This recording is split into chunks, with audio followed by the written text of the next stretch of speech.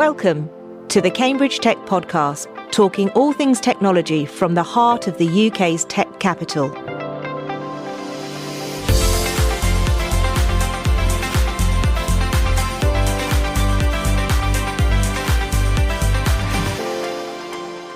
Here are your hosts, Faye Holland and James Parton. Hi, I'm James. And I'm Faye. So, Happy New Year, James. How are you? I'm very well, thank you. Yeah, our first show of the new year. How was your break? It was very good, very fast, ready and raring to go for 2024. Got some crazy plans, which will be as no surprise to you. So, yeah, fun and games. So that kind of makes me think about my New Year's resolution. So before I tell you mine, have you got one? I don't do them. No, maybe I'm a bit bar humbuggy, but I'd only break them if I made them anyway. So I don't tend to do them. I'm sorry, yeah, but just tell me yours. Okay, well, mine is I'm one of these one-word people, so I just try and adopt a word each year and see if I can manage it. And this year it's going to be easy. Okay. Because I have a knack, as you will know from the podcast organisation, I have a knack of making things a little bit complicated. So my theory is try and make things a little bit easy. Okay. Yeah, that's my plan. Actually, a change in behaviours. Oh yeah, what a change! Yeah, metamorphosis into something else, maybe. Who knows? Okay. Can I give you feedback on how you're doing on that then? Yes, and now I've actually just said that publicly. I expect lots of people. Actually, I talked to the team this week, and I said that was one of my that was my word of the year, and they asked whether they could hold me to account on that. So I'm like, yes, of course you can. That's exactly the point of it, isn't it? So yeah, wish me luck, everyone. Do let me know. Keep me in check.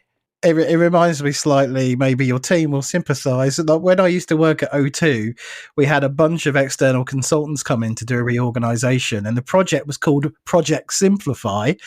And the presentation we had to sit through to learn about their findings of Project Simplify was 150 slides. Oh, I love that. That's just proper external consultant, isn't it? Do you remember it? Yeah. Oh, yeah. I could recite it word for word. Yeah. Well, it worked then, didn't it? It was very simple. Anyway, let's get on. So the New Year Honours List was announced for anyone who paid attention to it. And actually, there's some really good names on there. So I thought it was worthwhile. I was just name checking a few people. The first one, not in the tech space, but Dame Carol Black, someone I first interviewed going back to my HR publishing days a few years ago. She is basically a force for good in the whole space of well-being. So congratulations to her. And we've also got quite a few in the Cambridge tech community that have been recognised, which I think is really great. The first one being Gerard Grech, who got a CBE. Yeah, that's really cool. You might remember we spoke to Gerard quite recently, actually. Was it episode 51? It was. And we're trying to get him and Anne on to talk about founders, but they were very busy at the end of 2023. With the new cohort, so it'd be great to get them back on and find out a little bit more. And then there were a few OBEs that went in the tech space as well. So Steve Brearley, probably one of the most unassuming leaders in the quantum space that you can come across. So really pleased for him. And in I think next week we've got his COO Beck Simmons on, which will be episode 70, and also Dr. Sabsan Sithamparanathan. He's the founder of Pervase ID. He's one of these really good success stories for Cambridge that not many people know about, because he's just got on and done the business, and he's done really well. So I'm desperate to get him booked on. I did speak to him at the end of last year. The area he works in is an area I used to work in when I was at IBM with RFID. So it'd be great to see how much things have moved on in that time. So they're the three people from the Cambridge tech space, which I think is really great, and congratulations to them. And if I can just throw in one more, there's a lady called Sharon Livermore. She runs a company called Cameo Recruitment, but she is a massive role model for the victims of domestic abuse, and she's just been made an MBE. So huge congratulations to her as well. So good news to start the year off.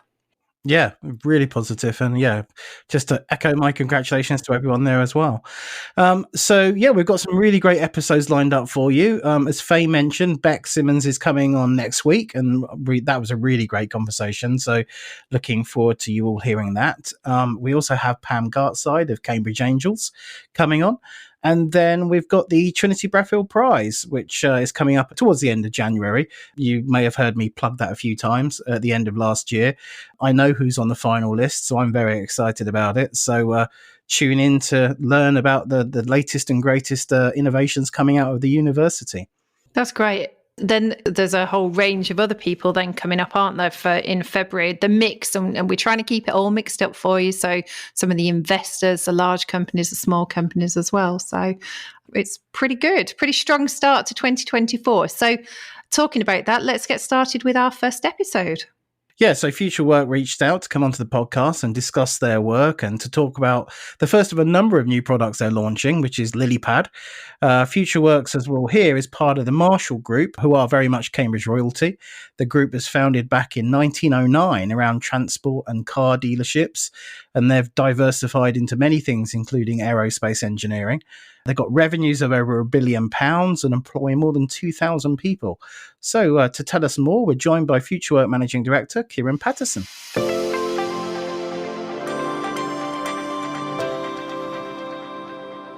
So Kieren, thanks for taking the time to speak with us today. Why don't we start by getting to know you a little bit better, and maybe you can describe your career path and how you got to FutureWorx. Yeah, so I first came to Marshall's back in 1998 as a year out from my university degree, aeronautical engineering. And then they sponsored me through my final year, and I came back as an engineer in 2000, initially as a structural engineer, and then specialising in fluid mechanical systems.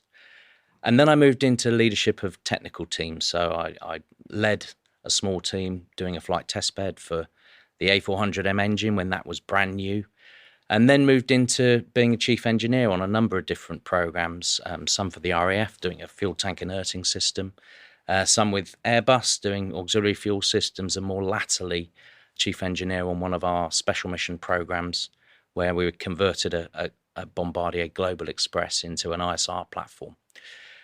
And then I moved into more general management, so head of engineering for one of the business units, our major projects business unit.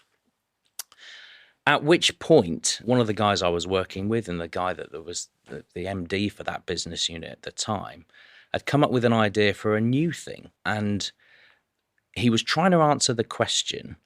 So within the context of Marshall's, which has always been a very innovative business, we've changed directions quite a lot of times, and we do an awful lot of stuff now. But how and where would we go and create genuinely new value that would allow us to diversify the business? And he came up with a concept of FutureWorx as a separate entity. And he tapped me on the shoulder and said, Kieren, I know you're a guy that's been around a little bit, but do you fancy doing something different? And I said, yes. So I went across effectively as the head of operations, co-founded FutureWorx, set it up from scratch, picked the team, developed the operating model, developed the culture, importantly, because it's quite different to the other things that we do at Marshall's. And then beginning of this year, I took over as managing director for that part of the business. So that's really the journey, if you like.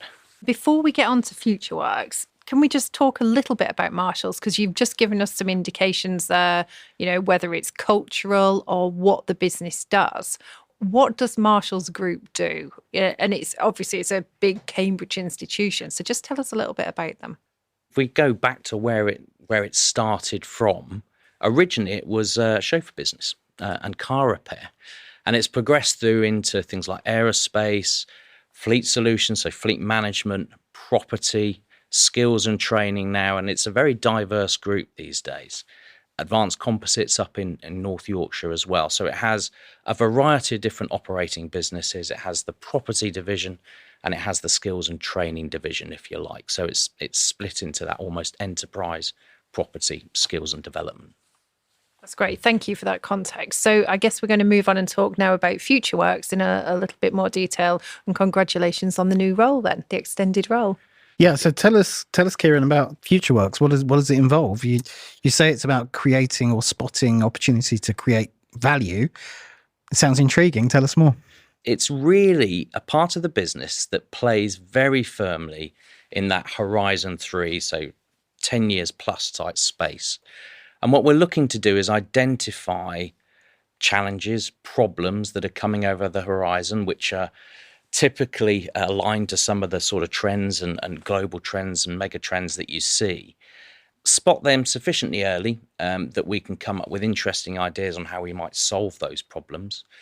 And then for the most valuable ideas, create the solution for those particular problems and develop a business around that solution that we've created. And if that becomes a go, if that becomes a profitable business, then spin that out as new businesses, either under the Marshall Group or as potentially joint ventures, or for certain products and solutions, we may spin that into our existing businesses as new lines of business to give those businesses a bit of transformation from within. And have you got some examples of like technologies or products that have kind of been incubated within FutureWorx? The first to market is LilyPad, which I guess we'll talk a little bit more about. But we don't just play there. We've explored a whole range of different areas, some very traditionally Marshalls, some very traditionally non-Marshalls, actually. And we brought in a load of different diverse thinking to make sure that we're not focused on the things that we do today. It's more about what things might we do tomorrow. So LilyPad, I guess, is the first to market. That is effectively an autonomous system, largely. It's a permanently deployed system of UAVs that live offshore and perform inspections of offshore assets, essentially autonomously, all controlled and monitored from an onshore ground control station. Very, very different to the maintenance business for that industry today. And that's all been designed and built in-house? Correct. We don't do everything ourselves. We do all of the architecting ourselves. We do the design and manufacture of some elements of it. But one of the key things that we do, and in fact, one of the things that Marshalls as a group do, and this is a theme throughout its businesses, is to partner with people. Because of the size of Marshalls as a business, it's not so big that it's scary for startups and SMEs actually to work with, and particularly FutureWorx as a slightly smaller, more agile part of the business. We tend to work with SMEs and startups in particular that have got some really interesting technologies that are going to push the boundary. So in terms of LilyPad, we work with a company called Seize.ai. They specialize in command and control software and navigation software, which in essence, in combination with a series of sensors, it builds a real-time image of the world around it as it flies through it without any prior knowledge, which is really something quite special and allows you to do certain things in an offshore environment, like approach a wind turbine, characterize how you find it. If you think about a wind turbine, you think about the nacelle, yaw, blade angle, blade feather angle. To be able to automate an inspection, you need to recognize that asset as you find it and then apply an automated process to it. And that's what we do with Seize. And we also work with a company called ISS Aerospace that do a really good ruggedized drone for offshore environments.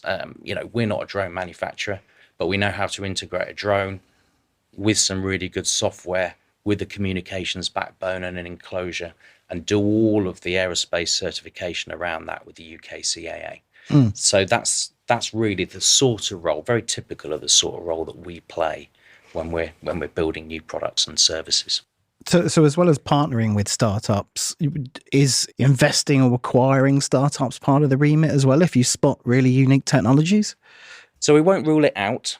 FutureWorx is not there if you like to be a venture capital investor in businesses. That's not our operating model.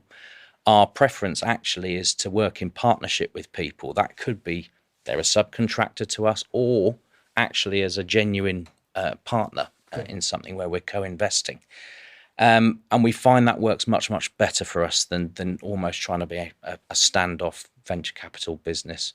It's something we used to do as a business, and actually we've stepped back from, because we're finding that that hands-on approach gives us a much better alignment, one, strategically with some of the other areas of the business, but also it plays to our strengths, frankly, in terms of integrating different things to build something greater than the sum of its parts. So going on a little bit of a tangent here and hoping not to wind James up. I remember, or maybe I will, let's give it a go. When we were thinking of all different topics and subjects to cover on the podcast, I raised this conversation about entrepreneurship or intrapreneurship. You know, do they coexist? And James was like, I'm going to parry. No way, entrepreneurship doesn't exist. Do you like that accent? Is that an impression of me? Okay. That's why I said I'm really good at accents. Yeah. No. But it seems to me from what you've said there, actually, what you're doing is really intrapreneurship in practice. You know, you're taking the strengths of Marshall's and you're bringing new things in. Is that true? That's absolutely true. So the majority of the people that we look to bring into FutureWorx have entrepreneurial spirit, but the reality is we're operating within a multinational corporate culture, so they are our investor. So what we're doing is absolutely intrapreneurship with very much a focus on an entrepreneurial culture. And that's a lot of the people that have come into FutureWorx come in on the basis that we'll give them the opportunity to go and ideate. We'll also, if we can put a good business case around that, we'll go to the holdings board. We will pitch for investment like anybody else would, actually. And we're competing within the business for investment. If they think the business case delivers the return on investment that they're looking for, we'll then go and create that. We'll build the venture and the business around it. And the person whose idea it was can follow that all the way through. And if we pop that out as a new business, we often use the sort of term graduate with that business and go and play a significant part in that business. So that's classic entrepreneurship, but with the safety blanket that they're operating within a corporate environment. So that's what makes it quite unique. And it's important because it is difficult. I mean, you talk to a lot of people at the moment, and cost of capital and funding is challenging at the moment. But also, if it's your only startup, then if that comes to an end, then that's a difficult thing. In the FutureWorx context, we almost expect to have some failures, actually. And the beauty of it is you start again. You know, failure is not considered failure in its classic sense. You'll have learned absolutely loads, and actually will have developed probably some quite valuable things along the way. So it's just about recycling that in some cases, or starting again. So definitely intrapreneurship in terms of the context, but absolutely uses entrepreneurship at the heart of the culture. I mean, this is exactly why I was really excited to have you come on, because as a Cambridge Tech podcast, we want to talk to any organisation that's involved with interesting technology and innovation and entrepreneurship, you know, in the city. And I think it's fair that we have over-indexed on talking to startups, which you tend to do when you think naturally about entrepreneurship. But as you've just said, you know, innovation, entrepreneurship, finding new revenue lines, that's the lifeblood of any organisation, not just startups, right? So, you know, an organisation the size of Marshall, I think, is really interesting, as you touched on when you went through the history of the company. How many times it's pivoted and entered new markets is quite remarkable, actually, compared to, you know, many large corporates that tend to stick in their lane and do what they're good at. Yeah, there are very few large companies that haven't gone through incremental innovation and fundamental transformation if they've been around for a very long time. And Marshall's is no different. In fact, it's done it very successfully over many, many years. And if you like, we're just the reincarnation, or the latest reincarnation of a spirit which has endured through the Marshall Group, actually, since its inception. Just one last question before we move on. The intrapreneurship, you touched on you're building a unique culture within the group. So how are you doing that? You know, is there training? You know, are you pulling people from business units that are already there? Are you hiring new people? What's your approach there? That's a really good question. We made a decision very, very early on that this needed to be segregated from the existing operational delivery businesses. You need to give people space to be innovative and entrepreneurial. And the culture for that is very much one of learning, very much relies on people's curiosity. Give them space, give them time.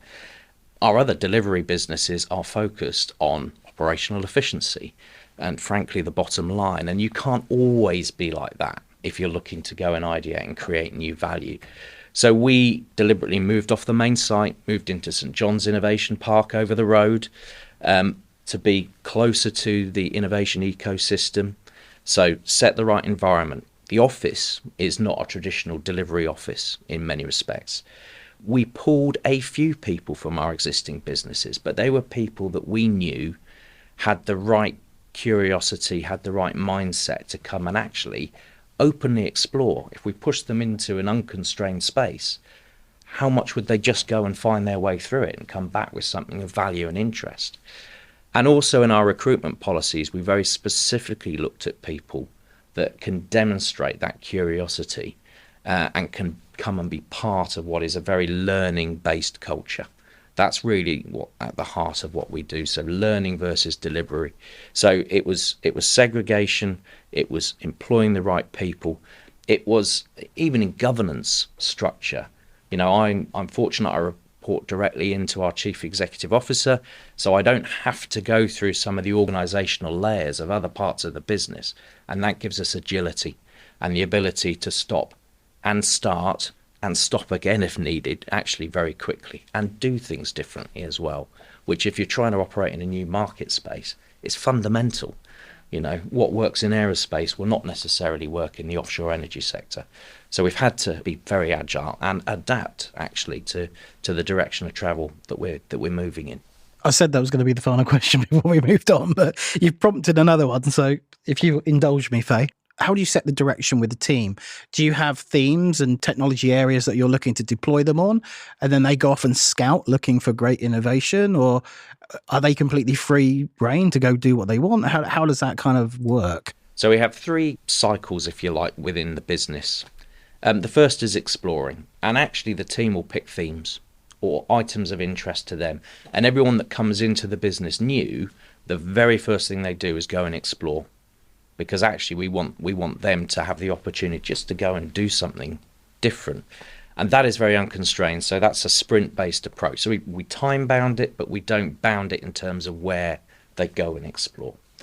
Beyond exploring, if there's an idea that pops out and is valuable, and that gets assessed via essentially a scoring mechanism, and we think we can build a business case around it, and we can go and get investment for it, then we'll go and create that solution. So creating the solution is sort of the next part.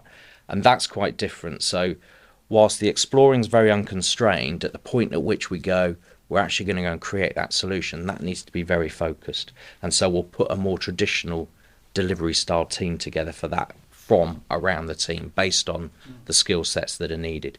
And then there's the venture building piece, which is really the, you know, where that real entrepreneurial spirit comes out, and we start to bring in the marketing, the business development, and going out and building all of those networks and building a business.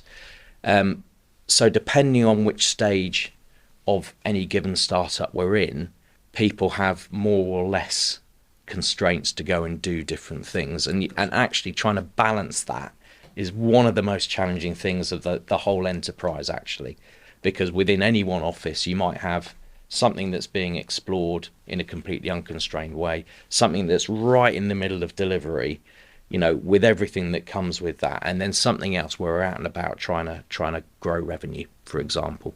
Equally, all of those different areas can learn from each other, and actually there may be some synergy that, you know, something you start exploring could actually bolt onto something else that you're already doing. So it's a nice way of working. And actually the most valuable ideas that we've come across tend to be the ones where you get an intersection between 2 or 3 different things that you're doing. And LilyPad's a classic example of that. So we were exploring autonomous systems, and that enabled us to characterize where technology was today, and also where the regulatory environment was today for things like UAVs.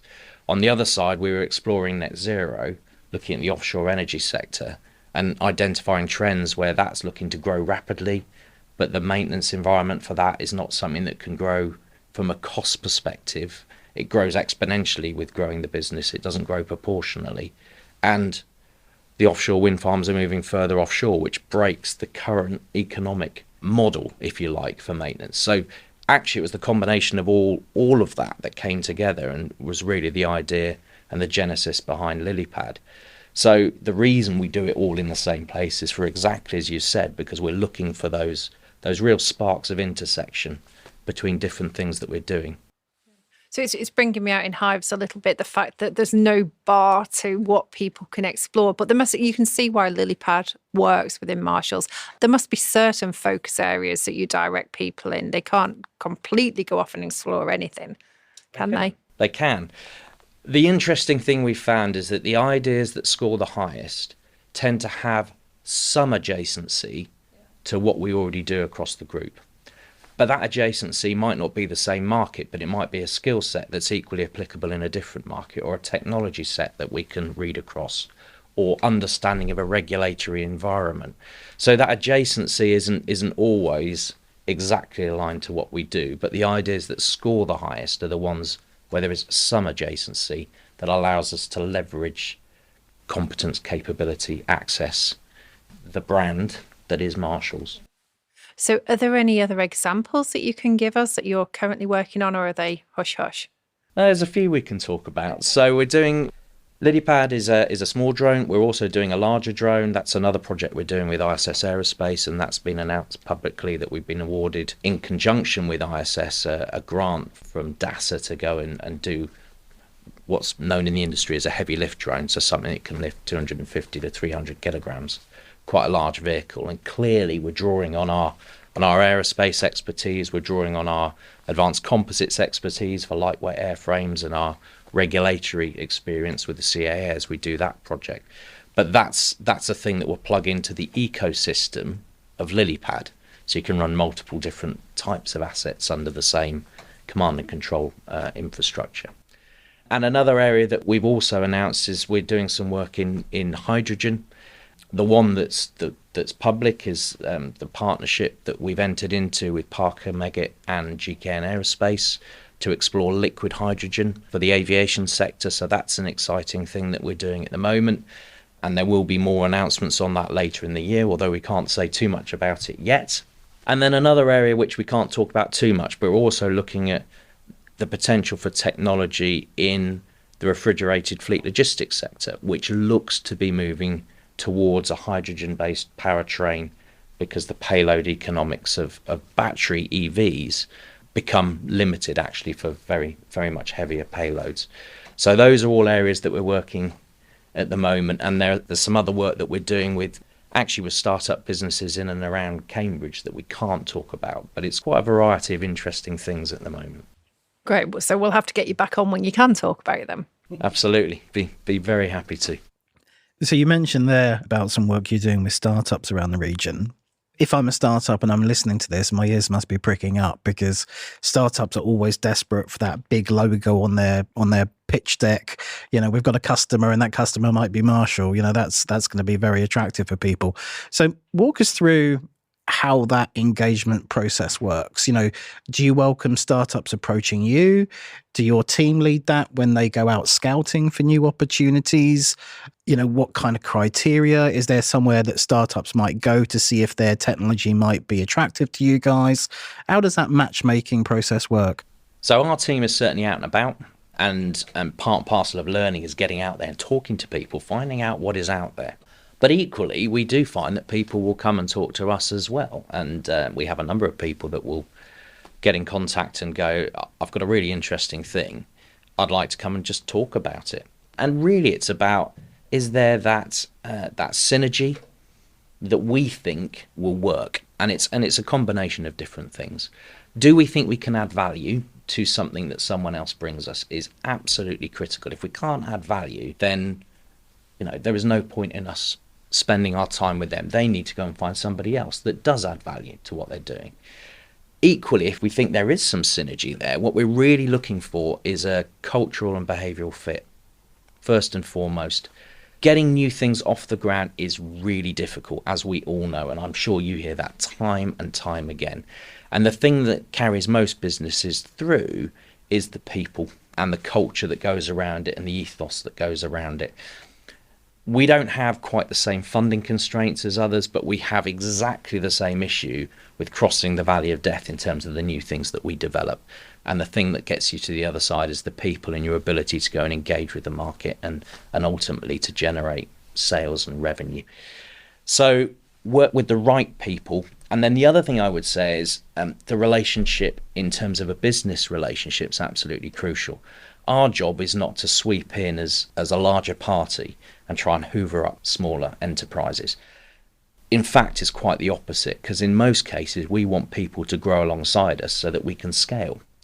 So our job actually is to work with people and help them to be successful, help them to scale as they need to, because if they can scale and we can scale, then that works for both.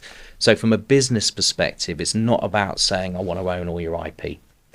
It's not about saying, I want to come and acquire you. It's actually about saying, what's the right and what's an equitable fit from a business perspective, and let's do what works for both of us. And if you start off on that foot, then the behaviours actually tend to come alongside it as well. And there's no shortage of really, really good people, but there's a lot of relationships which actually flounder on the basis that the business relationship that was set up at the start wasn't quite right, and that's very difficult to then row back from. So those are the things that are absolutely crucial for us, actually. Yeah, and I think the sheer fact that Marshalls has existed for over 100 years, there's a lot of paying it forward, engaging with the community, supporting businesses, getting out there. You could almost argue you were one of the starters of the ecosystem that we constantly talk about as well. So you are intrinsically involved in Cambridge. What are some of those highlights for you? So from my perspective, Cambridge, it's vibrant. It has something about it. It has something about the people, which is almost a can-do attitude that you don't quite find in other places. Being in St John's Innovation Park is really interesting. Most of the people there are quite happy just to help everyone else, which, you can go out, you can walk into someone else's office. Can I borrow a tool? You can't buy that anywhere. So, I think Cambridge has always had that little certain something. So right from the point when the university sort of loosened the shackles a bit and said, look, let's go and start commercialising some of this for the benefit of Cambridge. I think that attitude, I don't think has ever really left most of the businesses that really buy into that Cambridge ecosystem. So I think it's quite unique, and that's always a highlight for me, meeting so many people that are like-minded, doing some really incredible things, half of which I can't claim to possibly understand because it's not my area of expertise, but it's always an interesting conversation. And I think wherever you go, there's always that little spark where you'll end up talking to someone you've not met before, and they're doing something quite incredible around the corner from you that you didn't really realise. And that's the excitement for me. We're quite lucky. We get to do some really cool stuff, frankly. But there's a load of other people around you doing the same thing. And that's quite a rare thing, actually. So that's what I really enjoy, and particularly having grown up through Marshalls, we've done some fantastic things in that business, some really exciting things. And this is just almost a step on again, actually. I mean, you've almost articulated our inspiration for starting the podcast. There is all of those interesting stories to tell, and just uncovering them and, putting a spotlight on them. We have a lot of fun every week having exactly that conversation. Well, thanks, Kieren, so much for taking the time to come onto the show today. Very much appreciated. It's been an absolute pleasure.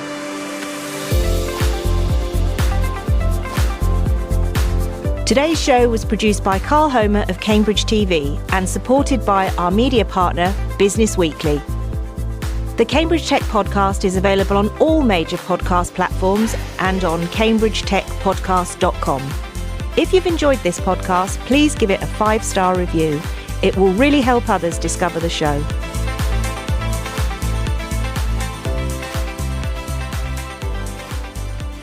If you are a startup looking to grow in Cambridge, the Bradfield Centre offers a range of flexible membership packages which put you in control of your office and home working mix. There's a vibrant, collaborative atmosphere, on-site cafe, plenty of green outside space, and regular member social events. For more information, visit bradfieldcentre.com or call 01223 919 600.